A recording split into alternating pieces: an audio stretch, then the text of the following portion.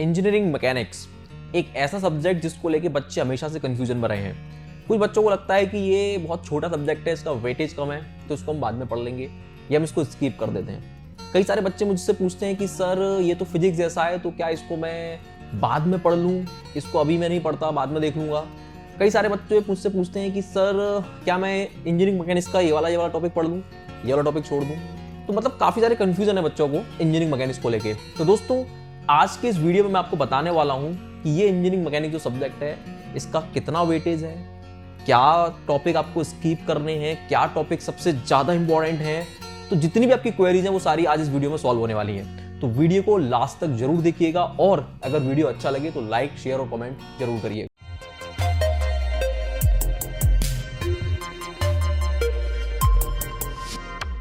Hello everyone, this is Gaurav Babu, founder of game.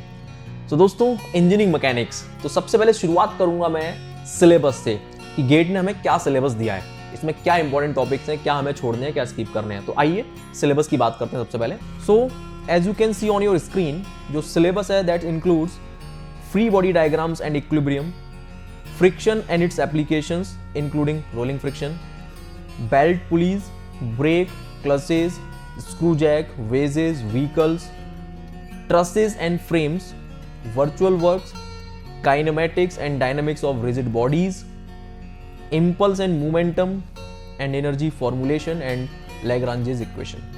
So दोस्तों ये है हमारा सिलेबस। अब इस सिलेबस में क्या टॉपिक इंपॉर्टेंट है, क्या हम स्किप कर सकते हैं या क्या हमको सबसे ज्यादा फोकस करना है, सो वो मैं सिखाऊंगा आपको विद डेटा।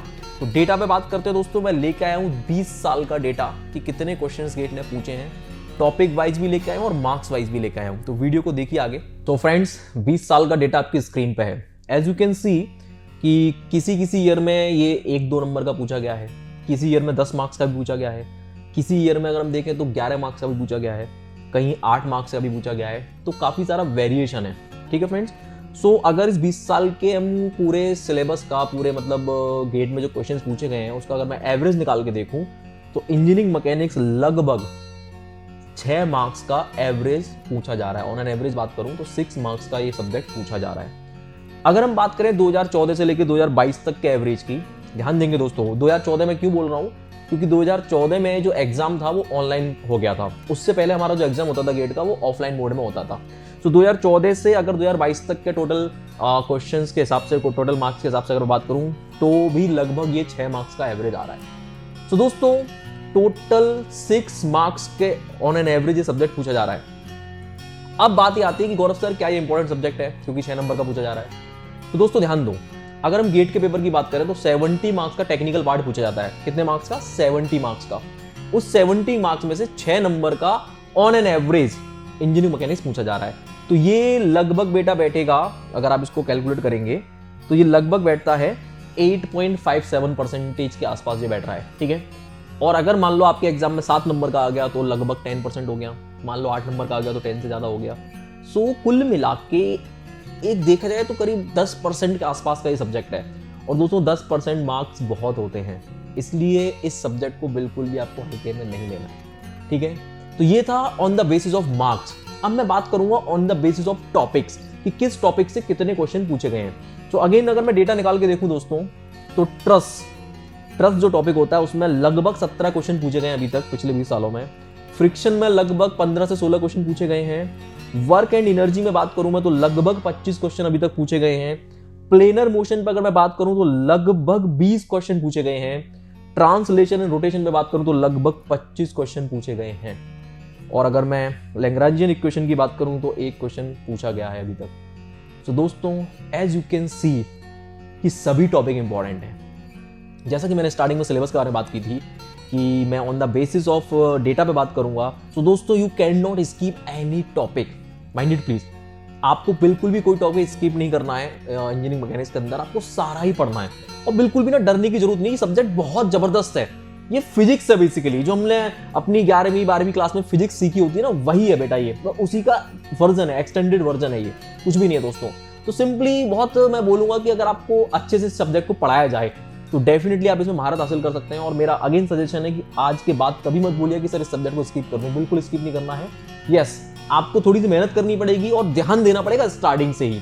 बच्चे क्या करते हैं, बच्चे सोम में घुसते हैं, फ्लूइड मैकेनिक्स में चले जाते हैं, टॉम में चले जाते हैं, थर्मोडायनेमिक्स में चले जाते हैं। उनको लगता है कि चलो ये टॉपिक ज़्यादा इंपॉर्टेंट है, बट भैया इंजीनियरिंग मैकेनिक्स भी इक्वली इंपॉर्टेंट है। 10% के लगभग वेटेज है इसका, इसको बिल्कुल भी आपको स्किप नहीं करना दोस्तों, ठीक है। नाउ रही बात कि कैसे पढ़ाई करनी है, क्या इसमें चीज़ें देखनी है हमें, तो दोस्तों बताना चाहूँगा, मैं पिछले 9 सालों से भी ज़्यादा से पढ़ा रहा हूँ और मैं आपसे प्रॉमिस करता हूँ कि अगर आप मुझसे इंजीनियरिंग मैकेनिक्स पढ़ते हैं तो आपको किसी भी बुक को उठाने की जरूरत नहीं पड़ेगी। अगर आप गेट की, पीएसयूज की या एईजेई की तैयारी कर रहे हैं, आपको बिल्कुल भी नीड नहीं होगी किसी भी बुक को उठाने की, ठीक है।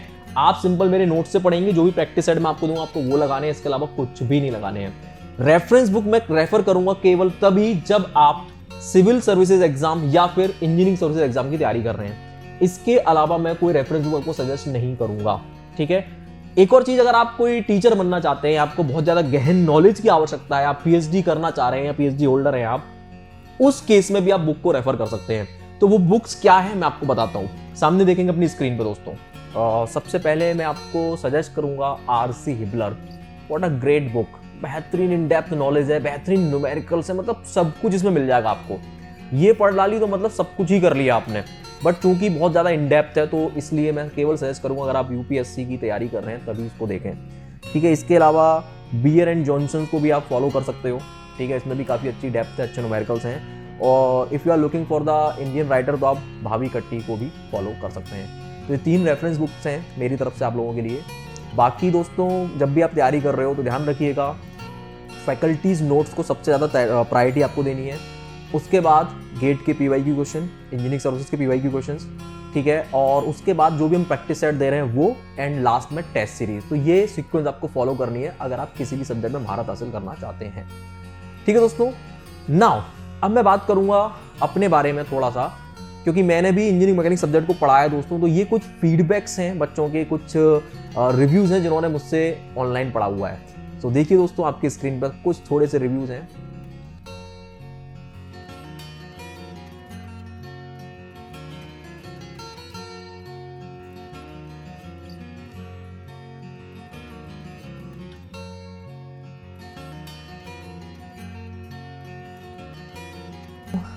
ये था मेरा इंजीनियरिंग मैकेनिक्स का रिव्यू और फीडबैक। तो अगर आप भी मुझसे इंजीनियरिंग मैकेनिक्स पढ़ना चाहते हैं तो ज्वाइन करिए मुझे। 5 तारीख से हमारा नया बैच स्टार्ट हो रहा है, लक्ष्य बैच 2, जिसमें मैं खुद इंजीनियरिंग मैकेनिक्स पढ़ाने वाला हूँ फुल डेप्थ के साथ, जो आपकी हेल्प करेगा गेट में, पीएसयूज एग्जाम में, यूपीएससी के एग्जाम में और जो भी आपके एईजेई के एग्जाम में, सब में। तो मिलते हैं दोस्तों 5 तारीख को लक्ष्य बैच 2.0 में। Thank you so much. Video अगर अच्छा लगा है तो लाइक, शेयर और कमेंट करके जरूर बताइए।